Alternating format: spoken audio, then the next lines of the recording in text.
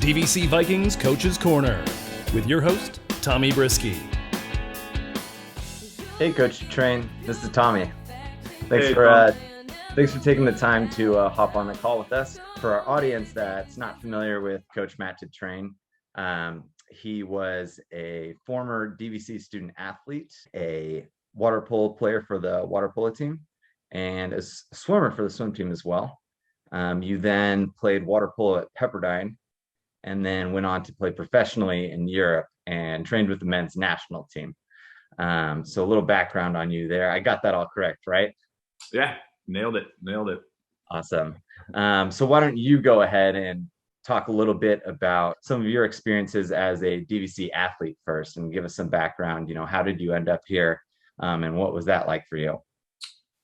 Well, I went to Camp Lindo High School and was trying to figure out where I was going to end up going to college. I loved playing water polo, and I needed a little bit more time to sort of develop as a player and get a little bigger and stronger. And so I ended up coming to DVC. John Romer, the coach at the time, he was going to be going into his first year as the coach, and he came to my house and was convincing me to come to DVC. And he's actually a left-hander as well, like myself. So came to DVC, and it was a great experience. Met a lot of great people, a lot of great teammates, and John always had good assistants, so that helped me shape who I am as a player today, or now coach as well. So Yeah. And how did DVC? So I know you ultimately ended up transferring to Pepperdine, and were a student athlete at Pepperdine University in Los Angeles. How did DVC help prepare you for that? Well, I mean, like I said beforehand, it helped me develop as a player and also a student. I mean, it helped me work on my study habits and stuff. So I got a lot better in the classroom, and then also in and out of the water. I mean, in the weight room, we lifted weights. I'd never really done that in high school, so was able to get stronger. And then in the pool, raised my water polo IQ. And I mean, like I said, John was a lefty as well, so he shared a lot of insight into how to look at the game and how to be successful as a player. And just building on that, I think a lot of people aren't familiar with the professional water polo world. A lot of it taking place in Europe. Can you share with us some of your experience over there? Did you have, any favorite teams or places, where you were playing? Yeah. So, I mean, yeah, it's kind of a different world being in professional water polo. And I was fortunate enough to start doing national team after I graduated from Pepperdine. And then got hooked up with a couple different professional clubs over in Europe. I started in Montenegro and played for Budva for a year. And I mean, it was a great experience, really good water polo over there in the Eastern Bloc. Got to play in Champions League, which is much like soccer. They have a Champions League where it's like the top two teams from each country go play in this tournament throughout the year. And that was when I first got the exposure of playing against all these best players in the world. And I mean, it was just interesting. Like before graduating college, I had never even been out of the country. And then all of a sudden I'm living in Montenegro, which is pretty crazy, to be honest. And then after that, I got to play 2 years in Italy as well. And I loved every minute of being in Italy. I'm half Italian myself. Both my dad's parents are from Italy. So being in Italy, I got to experience the culture and the food, which was amazing, and just learn a little bit more about my family's background as well. So let's segue over into coaching at DVC. So, I guess at some point you returned home. How did you end up back at DVC? And, did you know you wanted to coach, or how did all of that transpire? Yeah. So once I was done playing professionally, I came back, like you said, and was kind of trying to figure out what the next step would be. I had done a little bit of coaching in the past, like in high school. I helped coach the local rec swim team and stuff like that. And then I helped coach club water polo a little bit as I got older. So I did know that I enjoyed coaching, and I wasn't ready to be completely done with the sport. And then Zach Roberts was just freshly hired as the head men's coach at DVC. And we were both teammates back when we played at DVC. And so he gave me a call and asked if I wanted to come help out for the season. And I was like, absolutely, let's do it. Back to the alma mater. So yeah, we had a lot of fun that year, and great still being around the sport and just hanging out with the guys and everything like that. And then I ended up becoming the head coach at DVC and been here ever since. And is there anything you learned from being a student athlete at DVC that's kind of given you an edge, now being a coach here? Well, I mean, I'd say just like student comes first for a reason, I mean, of course, you love your sport and all that, but eventually it's going to come to an end and you're going to kind of be past your prime and not be able to play anymore. So you got to think about what's going to be after that.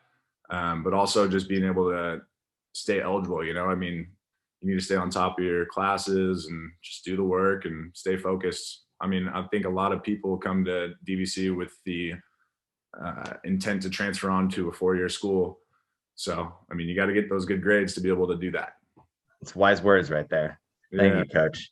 So let's talk a little bit about the current season, the 2021 season. How is the team doing thus far, and how's the competition look in the Big 8 this year? The team's doing really well so far. And I mean, the guys have been working really hard. We had COVID this past year, and we were lucky enough to be in the water consistently throughout it. So after a year and a half basically of just conditioning and training without competition, it was great to finally start this season and have some games on the schedule. And we were ready the whole time, and we stayed ready, and here we are. We're playing really well. I mean, out of all the teams we've played, I think we have a great chance at winning conference this year. And we're one of the top teams in Northern California. So. And have we had any conference games yet? Yeah, so one conference game that's going towards our standing in conference, and we got a win there. And then we've also faced almost everybody in our conference in tournament games. So, I mean, things are looking really good as of where our team's at right now, and we continue to get better every single day. So we're going to be scary good come the end of season. That's good. And then assuming we do well in conference, what does the regional competition look like? Because I understand we'll have the regional championships in November as well. Yeah. So after conference, if we do well in that, we'll move on to the regional final. And in terms of that, I mean, I think we're top 2 in the regional final as well. Our 2 losses have come to the same team, West Valley, who's in the coast, and they'll be at the regional final. So they're going to be some really tough competition. But both games that we've played them, we've continued to improve in each. I mean, we're just getting better and better. And I think come regional final, we'll be competing pretty tough against those guys. So we'll see how it plays out, but we're looking forward to that challenge. Just one more question about the team. Are there any, student athletes on the team that maybe some fans should keep their eyes out for when they're at their home games? Yeah, absolutely. We actually have a lot of great players this year. We're a very deep team, and we have a lot of players that can play different positions. So it makes us very versatile. I'll start out by talking about our goalie, Luca Canelia. He's had an amazing season so far. He is our defensive stopper, obviously being in the cage, and he's just our defensive leader as well. I think he's the best goalie I've seen in the North so far. Haven't seen much in the South, so I mean, he's doing really well this year, and he's kind of making a name for himself, and I look to see what else he can do the rest of this season. We also have some returners that are also our captains, Donovan Chan and Ryan Henderson. Both of them had the opportunity to transfer on after the spring, but they wanted to finish their Vikings career on a high note instead of having that missed season with COVID and everything. So they made the decision to stay and finish out their careers here, which I respect so much.